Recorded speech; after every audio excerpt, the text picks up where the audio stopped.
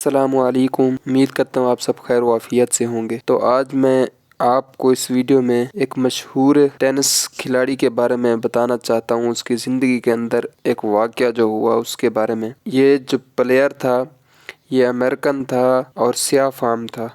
یہ اپنے زمانے کے اندر بہت ہی مشہور کھلاڑی ہوا کرتا تھا۔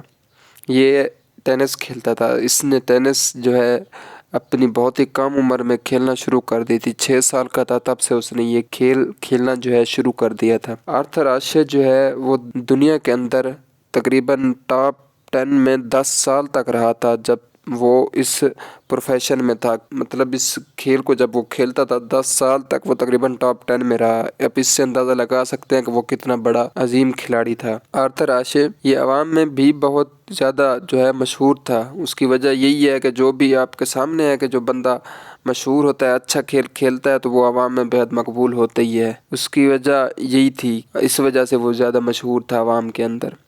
جب آپ متعلقہ فیلڈ میں عروج کی حد تک ماہر ہو جاتے ہیں تو صاف ظاہر یہی ہوتا ہے کہ آپ کی عوام جو ہے وہ ہر دل عزیز ہو جاتی ہے، بہت زیادہ آپ کو چاہنے لگ جاتی ہے۔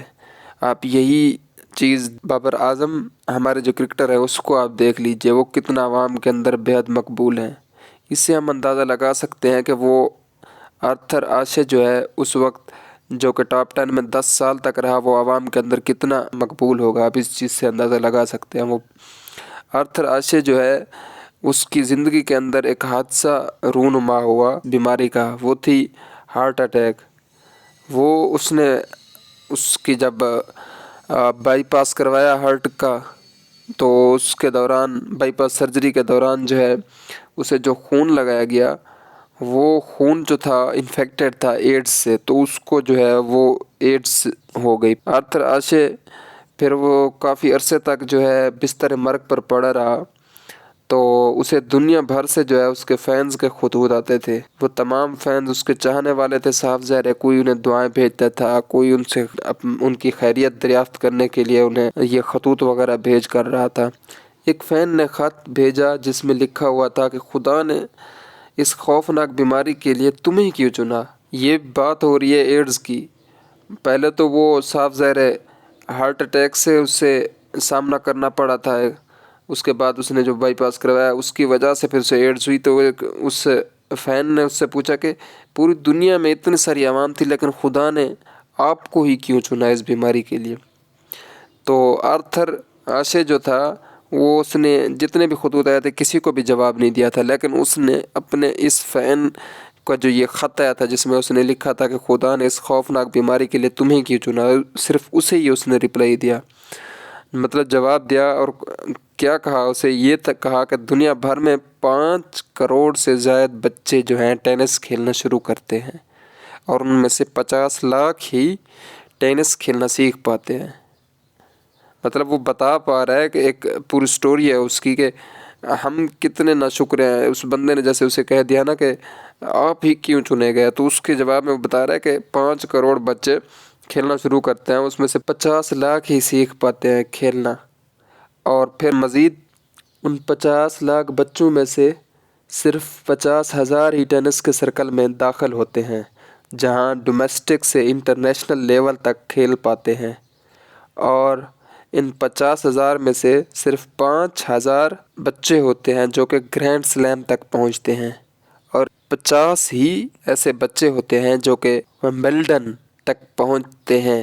یہ ومبلڈن ایک ان کا ٹینس کا جو ہے ایک بہت بڑا ایونٹ ہوتا ہے جس کے اندر وہ کہہ رہا ہے کہ 50 ہی مطلب اس تک پہنچ پاتے ہیں بچے، اور ان 50 میں سے صرف محض 4 ایسے ہوتے ہیں جو کہ کیا کرتے ہیں اس ایونٹ کے سیمی فائنل تک پہنچ پاتے ہیں، اور 4 میں سے صرف 2 ہی فائنل تک پہنچتے ہیں، اور 2 میں سے محض صرف ایک ہی ایسا ہوتا ہے جو کہ ٹرافی اٹھاتا ہے، اور وہ ٹرافی اٹھانے والا 5 کروڑ میں سے چنا جاتا ہے۔ وہ ٹرافی اٹھانے میں نے کبھی خدا سے نہیں پوچھا کہ میں ہی کیوں۔ تو آپ دیکھیں کہ وہ یہ کہنا چاہ رہا ہے کہ اگر میں 5 کروڑ ان بچوں میں تھا جس نے کھیلنا شروع کیا اور کھیل کے اپنا ہنر دکھاتے ہوئے خدا کے مطلب صاف ظاہر ہے جب تک خدا نہیں چاہتا تو انسان کوئی چیز اچیو تو کر نہیں سکتا۔ وہ یہ کہہ رہا ہے کہ خدا نے مجھے ہی چنا نا، ان 5 کروڑ بچوں میں سے جس نے شروع کی تھی وہ کھیلنا، محنت کرتے گئے، آتے گئے، میں بھی انہی میں شامل تھا، اور میں نے یہ والا فائنل اٹھایا، میں اکیلا ہی تھا جس نے یہ چیز اچیو کی۔ تو تب تو میں نے نہیں کہا کہ اتنے بچے تھے، 5 کروڑ نے کھیلنا شروع کیا تو مجھے کیوں ملا۔ اب اس سے اندازہ لگا سکتے ہیں کہ یہ انسان کی زندگی کے اندر خوشی، غم، یہ سب حصہ ہوتے ہیں۔ ہمیں ہر چیز کو لے کر کے چلنا چاہیے، اور ہر حالات میں جس میں بھی خدا ہمیں رکھتا ہے اس کو ہمیں ایکسیپٹ کرنا چاہیے، اور اس سے لڑنا چاہیے، اس سے فیس کرنا چاہیے۔ اگر مشکلات ہیں ان سے لڑنا چاہیے، اللہ کا شکر ادا کرنا چاہیے ہر حالات میں۔